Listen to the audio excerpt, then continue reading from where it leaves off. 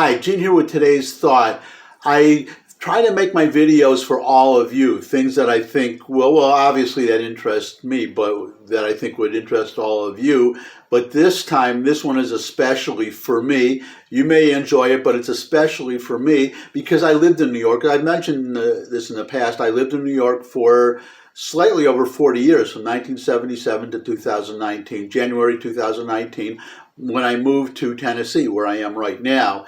But I do like to follow events back in New York City, just as I do like to follow events whenever I see a news item of my hometown of Detroit, which is where I was born, and I lived there until 77 when I moved to New York.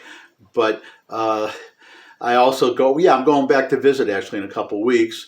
You're seeing this on April 7th. Oh, by the way, happy Good Friday to all my Christian friends watching this, and to my Jewish friends, co-religionists.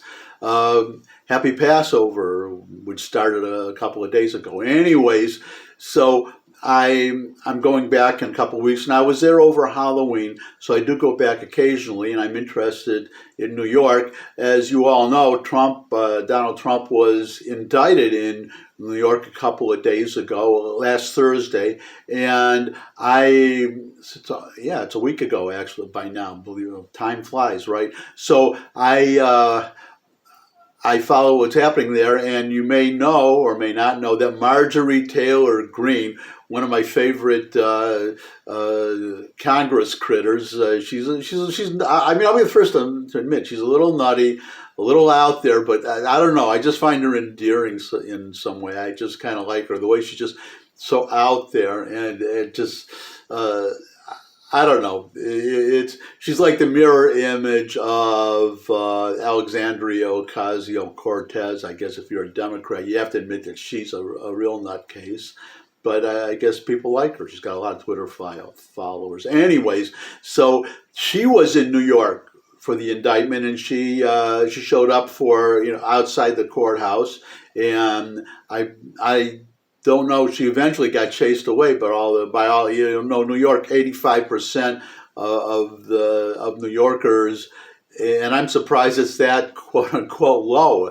From having lived there, maybe since I left, maybe there are, I don't know, 2 conservatives left in New York, but she was back there, and she was just on Tucker Carlson asking for her impressions of New York. So I'm just going to play the video, and then I'll be back with a final comment. So here's the video. Watch the video. Really quick, since you were just there, but Mayor Adams described New York as, quote, his home. How did his home look? Pretty neat and tidy?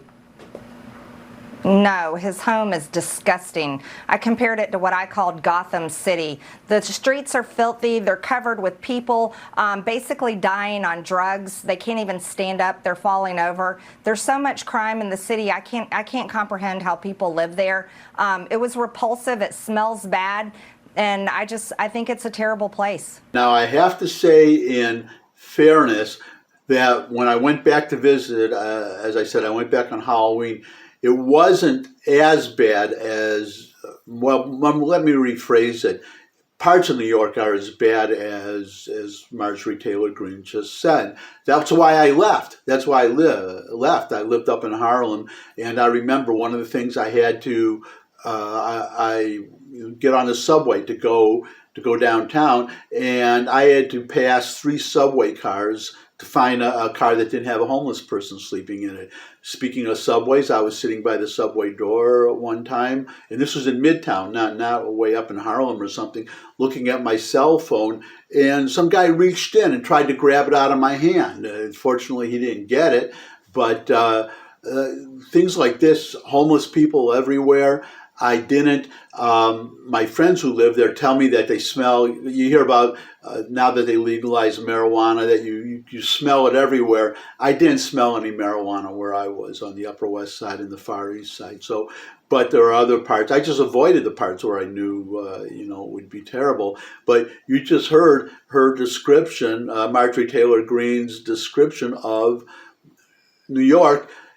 And she's right. And there were a lot of Twitter. It was a Twitter video, as you just saw, and there were replies to that and saying, "What if a Democrat said what she said? About being disgusting and smelly and blah blah blah."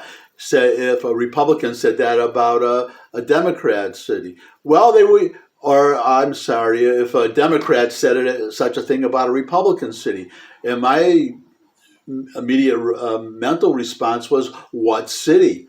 What Republican city? Well, what big city is run by Republicans at all?" That's number one. Number two, I can't think of a city that is as bad as San Francisco is right now, or New York or Chicago. In Chicago, I guess they like all the crime and the corruption because they just had a mayoral election, and the idea was to get that Lori Lightfoot would, get her out and replace her with somebody sane, somebody who would do something about crime. Well, there was somebody who was a moderate Democrat who would do something about crime, but he lost. They just doubled down on Lori Lightfoot. So I don't have much hope for Chicago or New York, which is really a shame because, as I said, I was born in Detroit. I saw what liberalism did to Detroit for my whole life. It was a beautiful city when I was a child and growing up. And then look at Detroit today.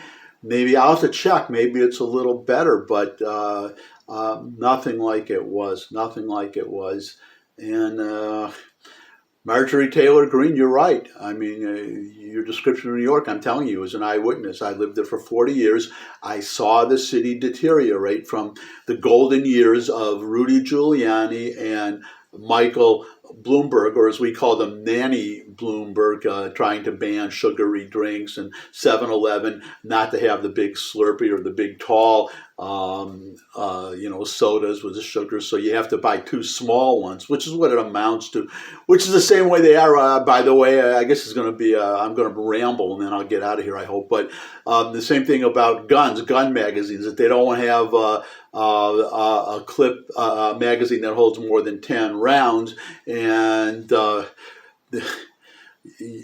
just get two 10-round magazines, or just I'm a gun owner. I know it takes two. You push a button, the clip drops out. You put the empty. You put a new one in there. It takes, especially if you're going to walk into one of these gun safe zones that New York is. They're making several square blocks gun safe zones until it gets to there's a case going to the Supreme Court when I'm sure that'll get overruled, because it's ridiculous to make a whole section of a city a gun safe zone. But so you walk into a gun safe zone with instead of a 10, like a 12-round magazine, and my pistol has 13 rounds. So you can see how crazy this is, little hand pistol. But anyways, so you go in there with 2 or 3 or more, exactly 10 round or 8 rounds or whatever, and you sit there and you just casually shoot people. Since it's a gun safe zone, you can be pretty sure no one else has a gun, and you just no honest person, law-abiding person has a gun, and you just casually shoot, use up your clip, boom, hit the button, put in another clip, and just shoot some more people. So that's the craziness of New York. So that's what Marjorie Taylor, that's what you missed. You forgot to mention the crime, which was the other reason that got me out of there. So anyways, I've been rambling, but I have a license as an old guy. I'm exercising my license to ramble and talk about old memories. And that's my thought for today. Thanks for stopping by. See you all soon. If you could subscribe, that would be great. Bye.